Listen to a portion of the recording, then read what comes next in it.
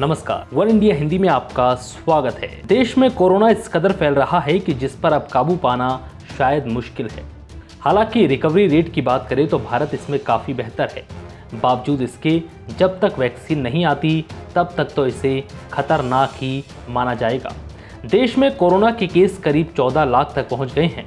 वहीं बिहार की बात करें तो बिहार में इस वक्त कोरोना अपने चरम पर है। यहाँ बिहार की चर्चा इसलिए ज़रूरी है क्योंकि बिहार चुनावी मोड़ पर खड़ा है। तो सवाल यही है कि ऐसे हालात में क्या बिहार में निश्चित समय पर चुनाव होगा या फिर टल जाएगा।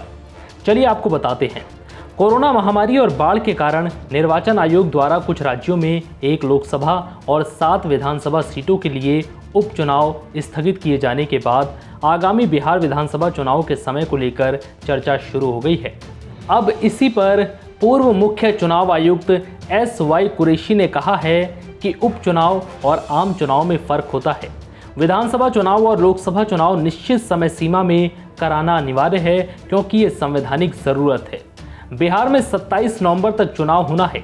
इक्का दुक्की सीटें खाली रहती हैं तो वहां चुनाव टालने से कोई संवैधानिक संकट नहीं आता। ऐसे में बिहार चुनाव नहीं टाला जा सकता। उन्होंने कहा कि मुझे हैरानी है कि विपक्ष बोल रहा है कि चुनाव स्थगित करूं। विपक्ष को तो बयान इसके उलट देना चाहिए। विपक्ष का प्रयास ये होता कि जल्द चुनाव हो और वो जीतकर सत्ता में आए। SY कुरैशी ने कहा है कि ये बात सच है कि कोरोना वायरस के कारण हालात गंभीर हैं, लेकिन मुझे नहीं लगता कि चुनाव को स्थगित करना पड़ेगा। 27 नवंबर तक चुनाव कराना संवैधानिक रूप से अनिवार्य है। कुरैशी ने कहा है कि संविधान के तहत चुनाव को समय सीमा के अंदर टालने का सिर्फ एक कारण हो सकता है, जो आपातकाल है। ये आपातकाल 2 वजहों से हो सकते हैं। एक वजह विदेशी आक्रमण है और दूसरी वजह घरेलू बगावत की स्थिति। फिलहाल ऐसे हालात तो नहीं है। कोविड-19 का संकट आपातकाल की इस परिभाषा में नहीं आता। उन्होंने कहा कि कोविड-19 सिर्फ हिंदुस्तान में नहीं है, ये दुनिया भर में है और पिछले 4 महीनों में 33 देशों में चुनाव हुए हैं।